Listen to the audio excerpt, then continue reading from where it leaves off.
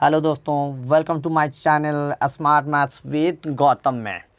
दोस्तों आज बात करेंगे मुख्यमंत्री मेधा छात्रवृत्ति परीक्षा के बारे में। मैं कुछ सिलेक्टिव क्वेश्चन आप लोगों के सामने लेके आया हूं जो मेधा छात्रवृत्ति परीक्षा में ज़रूर से ज़रूर पूछा जाएगा। तो दोस्तों देरी ना करते हुए मैं सीधा क्वेश्चन पे आता हूँ। दोस्तों मेरा पहला क्वेश्चन इस प्रकार से, एक सीरीज़ दी हुई है और सीरीज में लास्ट का टर्म जो है वो व्हाट साइन दिया हुआ है, उस टर्म में क्या भरेगा आपको बताना है। सीरीज का इस तरह से प्रोसेसिंग दिया हुआ है। पहला है एक, एक के बाद चार, चार के बाद 10, 10 के बाद 22, 22 के बाद 46, आगे क्या होगा दोस्तों आपको बताना है। तो इसको समझने के लिए सबसे पहले हम क्या करते हैं, पहले का जो दो पद है एक और चार के बीच का डिफरेंस क्रिएट करते हैं। डिफरेंस कितना है दोस्त, इसका डिफरेंस हो गया आपका 3। और उसके बाद 4 और 10 के बीच डिफरेंस कितना है 6। और 10 और 22 के बीच डिफरेंस कितना है दोस्त 12 है। और 22 और 46 के बीच डिफरेंस कितना है, तो डिफरेंस इसका पाया जाएगा 24। ये ऑर्डर आप थोड़ा देख लीजिए, एक दूसरे के डबल होता गया है। पहले था 3, 3 का डबल 6। इस तरह से आगे अगर कंटिन्यू हम बढ़ाएंगे तो लास्ट टर्म आपका है 46। 46 में दोस्त कितना बढ़ेगा, 24 का डबल कितना हो जाता है 48। इन दोनों का जो एडिशन होगा दोस्त वो कितना होगा 94। तो इस तरह से पहला क्वेश्चन का आंसर कितना हो गया 94। अभी हम लोग क्या करते हैं दोस्त कि आगे देखेंगे कि मेरा जो सेकंड क्वेश्चन है, सेकंड क्वेश्चन किस तरह से है।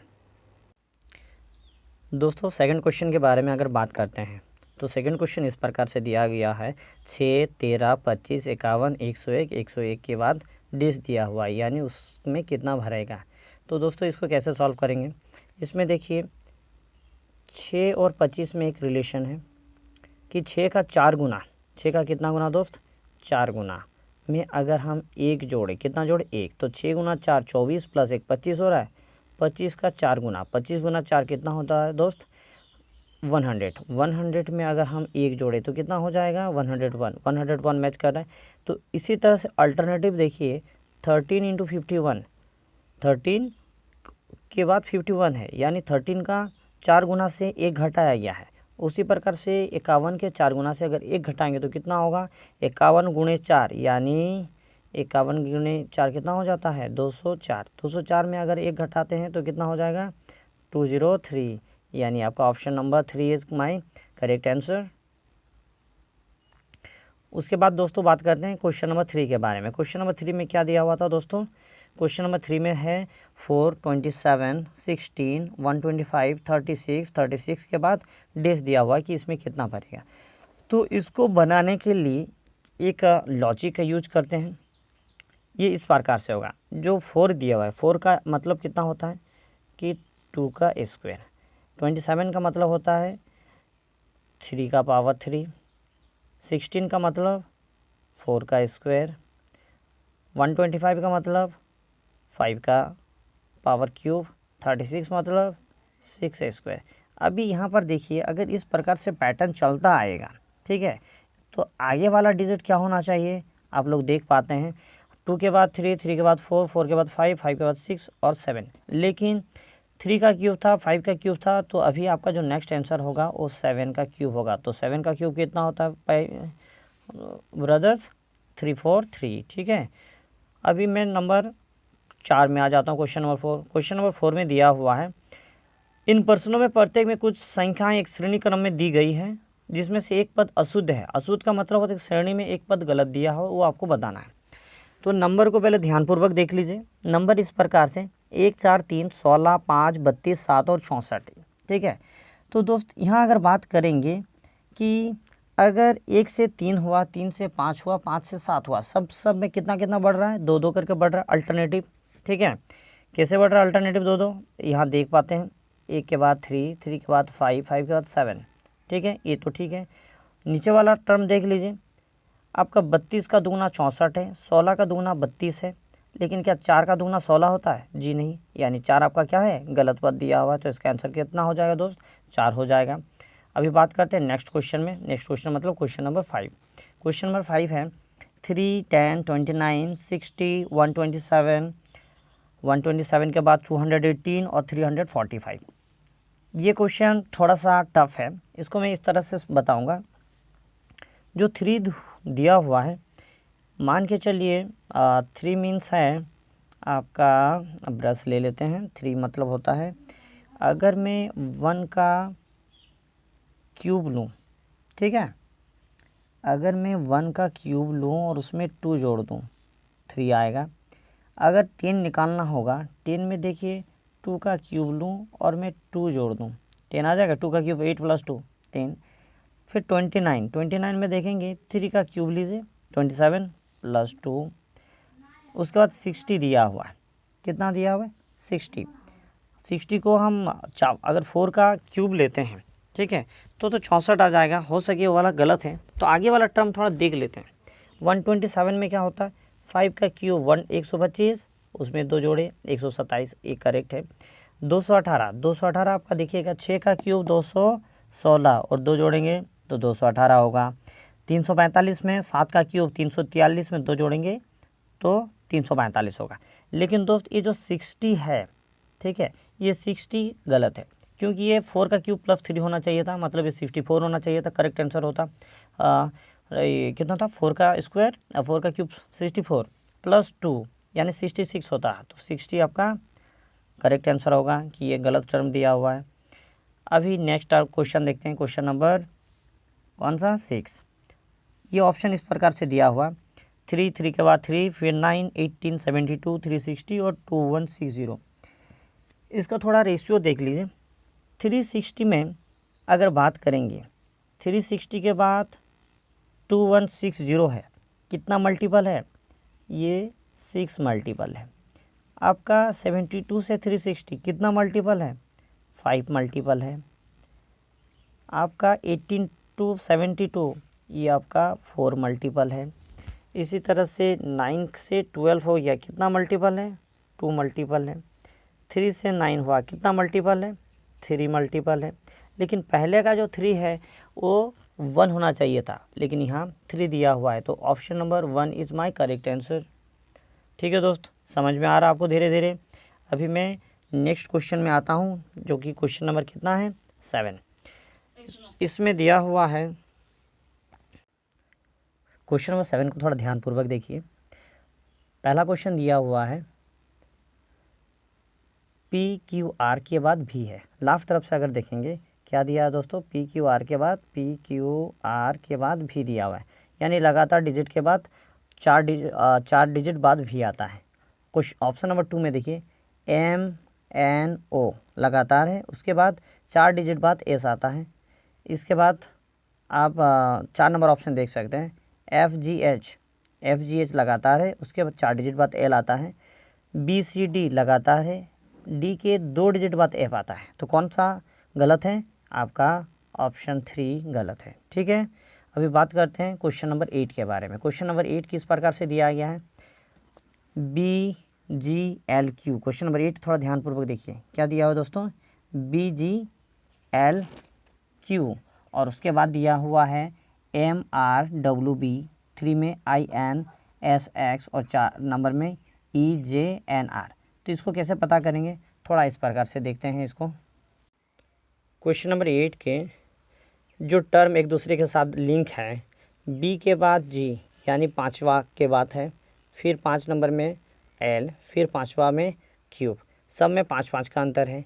अगर बात करेंगे ऑप्शन नंबर 2 में M आता है 30 नंबर में, और उसके 5 बाद R आता है, उसके 5 बाद 23 नंबर में W आता है, और उसके 5 बार बाद क्या आता है? B नंबर आता है, क्योंकि Z आपका 26 हो जाता है। उसी तरह से आपका अगर रिकाउंट करेंगे A 27 नंबर में आएगा, B 28 नंबर में आएगा। ठीक है दोस्तों, अभी बात करते हैं ऑप्शन नंबर 3 के बारे में।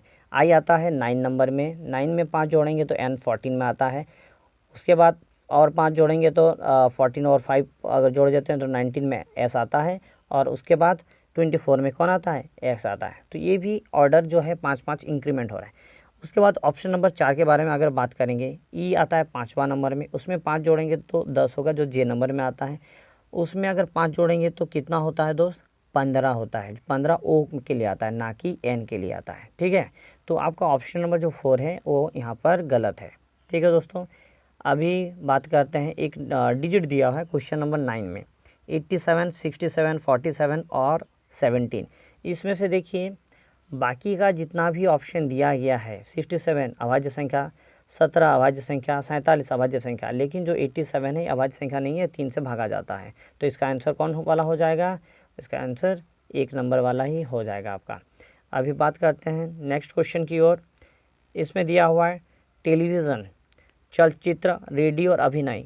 इसमें तीनों एक दूसरे से किसी ना किसी एंगल से मेल खाता है, उसका एक संबंध बनेगा, लेकिन इसमें से एक अलग है। वो अलग संख्या कौन सा होगा या अलग पद कौन सा होगा? तो उसको बोलेंगे एक्टिंग करना अलग पद है। ठीक है दोस्तों, अभी बात करते हैं नेक्स्ट क्वेश्चन की ओर, जो कि 11 नंबर क्वेश्चन। 11 नंबर क्वेश्चन में क्या है? एक ऑर्डर दिया गया है, आपको लास्ट वाला जो ऑर्डर है किस प्रकार से होगा वो भरना पड़ेगा। तो ध्यानपूर्वक इसको देखते हैं। क्वेश्चन इस प्रकार से है, OTEPUFQVGRWH आगे क्या होगा अगर इसी टर्म में आगे की ओर बढ़ेगा। तो इसमें अगर हम लोग बात करते हैं तो इसका जो पहला पद है, पहला पद को ध्यानपूर्वक देखिए। O के बाद P, P के बाद Q, Q के बाद R, R के बाद S होगा। तो S देखिए ऑप्शन नंबर 4 में 3 में S है। दूसरा में जाते हैं, T है, T के बाद U, U के बाद V, V के बाद W, तो W के बाद क्या हो जाता है दोस्तों? W के बाद X होता है। X दूसरा में होगा, मतलब S के बाद X। तो ये आपका कहाँ कहाँ ऑप्शन है? आपका ऑप्शन 3 और ऑप्शन 4 में। 3 नंबर में बात करते हैं, E के बाद F, F के बाद G, G के बाद H, H के बाद क्या होता है? I, यानी option number 4 is my correct answer. ठीक है दोस्तों, अभी बात करते हैं नेक्स्ट क्वेश्चन में। नेक्स्ट क्वेश्चन है DFE HIJMNO। तो ए ऑर्डर आगे की ओर अगर बढ़ेगा तो आगे ये वाला ऑर्डर क्या कहलाएगा? थोड़ा देख लीजिए। DEF, डी आता है इंग्लिश अल्फ़ाबेट में 4 नंबर पे। तो आपका ये ऑर्डर दिया हुआ 4, 5, 6। क्या ऑर्डर दिया है यहाँ पर? ऑर्डर है आपका 4, 5 और 6 ऑर्डर दिया हुआ है। आगे का ऑर्डर कैसा है आप थोड़ा देख सकते हैं।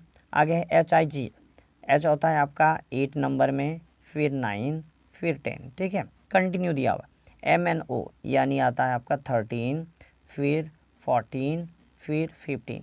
तो आगे का ऑर्डर क्या होगा आप थोड़ा देख सकते हैं। पहला ऑर्डर 4, 5, 6, 7 गायब है, मतलब एक डिजिट गायब है। फिर 8, 9, 10, 11 और 12 गायब है, यानी 2 डिजिट गायब है। उसके बाद 13, 14, 15। अभी आप तीसरा डिजिट गायब कर दीजिए, जो होगा क्या क्या गायब होगा? 16, 17 और 18 को गायब कर दीजिए।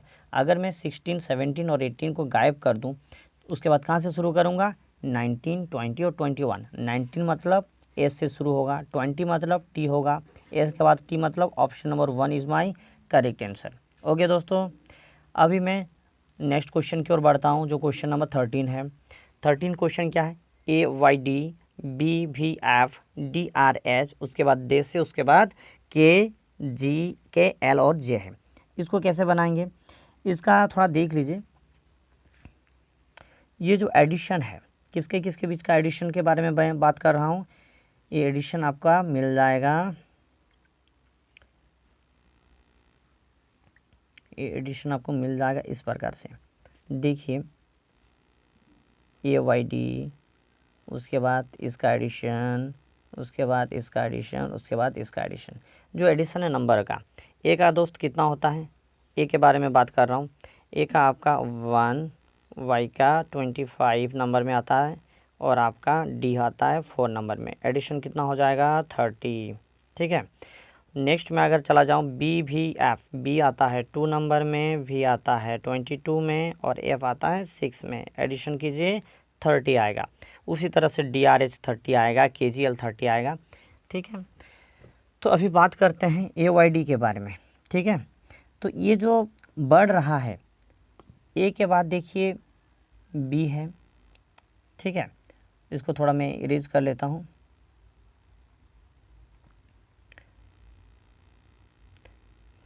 इसको थोड़ा सा मैं इरेज कर लेता हूँ। ए के बाद क्या है?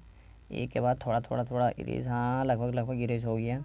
अभी मैं बात करता हूँ ए के बाद बी, बी के बाद डी। ये थोड़ा देखिए, इसका फर्स्ट टर्म ए और इसका फर्स्ट टर्म बी, कितना का डिफरेंस है? 1 का। उसके बाद 2 का डिफरेंस डी, 2 का डिफरेंस डी हो गया। उसके बाद अगर ए कंटिन्यू बढ़ेगा, 1 का डिफरेंस के बाद 2, 2 के बाद अगर 3 डिफरेंस आता, यानी 4 के बाद 3, 7 आता। 7 आने से किससे शुरू हो जाता? जी से शुरू होता। तो जी से शुरू होने वाला यहाँ कौन कौन सा है? ये आपका 2 टर्म है, ऑप्शन बी और ऑप्शन ये 4। जी के बाद दूसरा टर्म में देखिए वाई है, वाई आपका 25वें नंबर पे आता है, 25 के बाद भी आता है 22वें नंबर पे, कितना घटा 3 घटा। तो उसके बाद 22 से हो गया आर, आर मतलब होता है कितना 5 घट रहा है, क्योंकि आर आता है 18 नंबर में। ठीक है, तो दोस्तों इसको बात करते हैं इस प्रकार से कि ये आगे क्या भरेगा, ये आ जाएगा आपका आर से घट के एम हो जाएगा, बीच वाला जो सेकेंड टर्म होगा क्या आएगा एम, यानी option number 2 is my correct answer. तो ये टर्म इसी तरह। क्वेश्चन नंबर 14, एक वृत्त दी हुई है और वृत्त के बाहर 4 संख्याएं अंकित हैं और अंदर में 1 संख्या अंकित है। उसी तरह से एक क्रम आगे बढ़ाया गया है, लास्ट का जो वृत्त है उसके अंदर का संख्या गायब है, उस रिक्त स्थान में कौन सी संख्या होगा उसको भरना होगा। तो दोस्तों इसको प्रॉब्लम को सॉल्व करने के लिए क्या करेंगे, बात को समझेंगे। ये जो बाहर में संख्या दी हुई है 7, 7 में 4 जोड़िए 11, 11 में 9 जोड़िए कितना हो जाएगा 20, 20 और 5 25, 25 का वर्गमूल कितना आता है 5, यानी बीच में जो संख्या है 5 सही है। बाहर का संख्या को फिर दूसरा में जोड़ के देखते हैं, यहाँ आपका दिया हुआ है 75, 75 और 35 मिला के कितना हो जाएगा 75 और 35 में आपका 110, 110 में 20 जोड़ देंगे तो कितना होगा भाई 110 में 20 जोड़ेंगे तो 130 और 14 144, 144 का वर्गमूल कितना होता है भाई 12 होता है, कितना होता है 12। उसी तरह से अभी जो नेक्स्ट वृत्त दिया गया उसका बाहर के संख्याओं को जोड़ेंगे, ये है 65 और ये 45, 65 और 45 जोड़ेंगे तो 110, 110 और 50 जोड़ेंगे तो 160, 160 और 9 जोड़ेंगे तो 169, 169 का वर्गमूल कितना होता है भाई 169 का वर्गमूल होता है 13। तो मेरा आंसर सी यानी ऑप्शन नंबर 3 करेक्ट आंसर हो जाएगा। फिर नेक्स्ट क्वेश्चन की ओर बात करते हैं, क्वेश्चन नंबर 15। क्वेश्चन नंबर 15 इस प्रकार से दी हुई है, एक ऑप्शन दिया हुआ है, ठीक है 49, 51, 59 और 21, और वृत्त इस प्रकार से दी हुई है 7, 2, 3, 5, बार बार इसका जो संख्या है।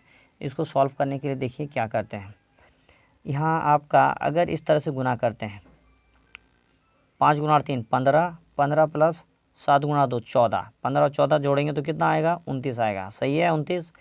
यहाँ पर देखिए 5 और 3 गुना कीजिए 15 और 6 और 4 गुना कीजिए 24, 15 और 24 अगर जोड़ा जाए तो 39 आएगा, एकदम सही है।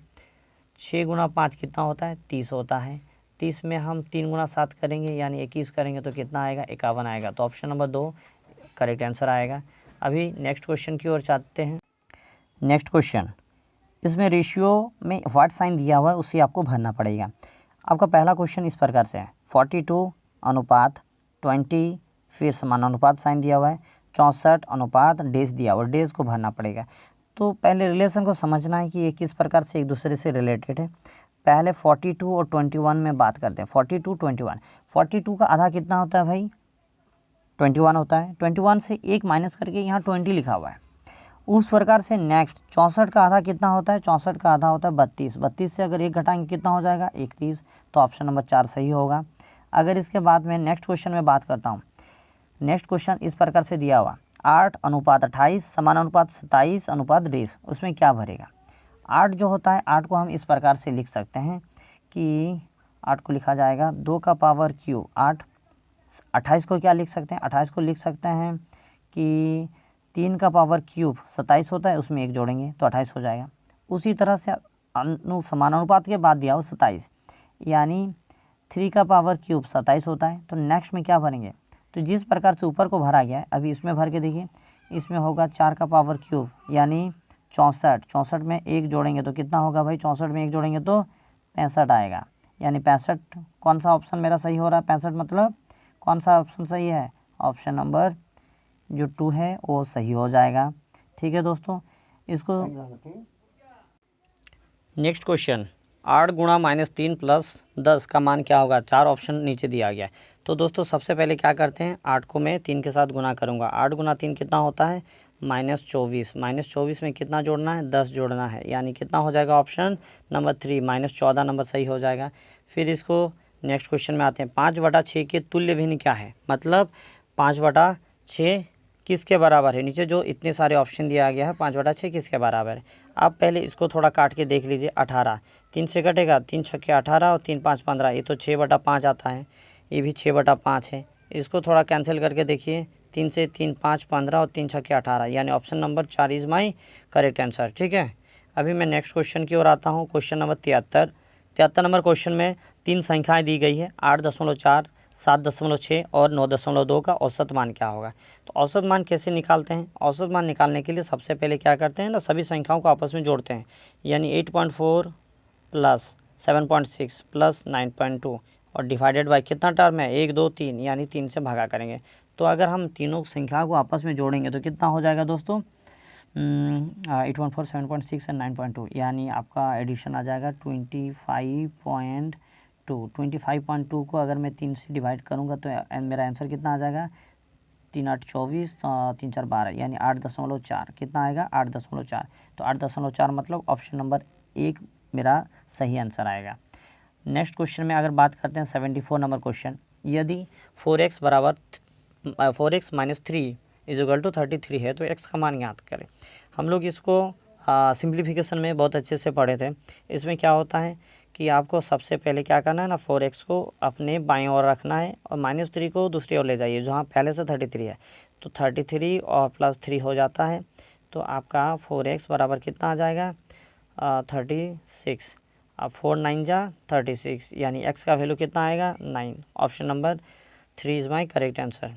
उसके बाद मैं नेक्स्ट क्वेश्चन में चला जाता हूँ। क्वेश्चन नंबर 75 कितना है, 50 का 50% का मान कितना होगा। ये भी दोस्त बहुत इजी है, ठीक है। बॉडमास फार्मूला में आप पढ़े होंगे।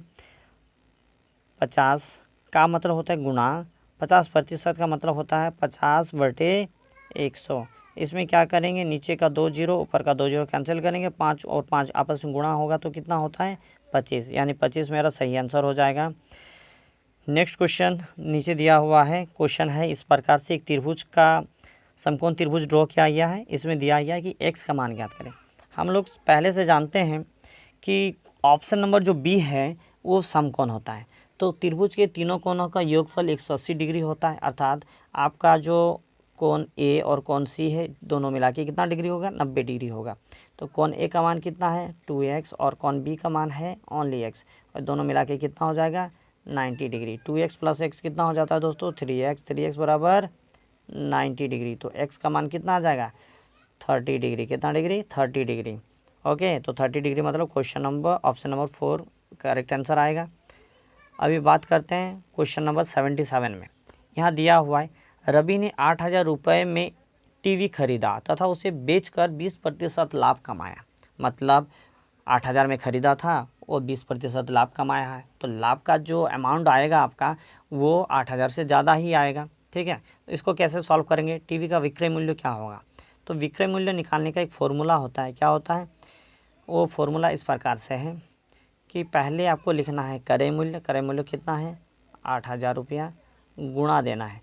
गुणा के बाद आपका आंसर तो ज़्यादा आएगा, आपको पहले से पता है कितना ज़्यादा आएगा 20% ज़्यादा आएगा।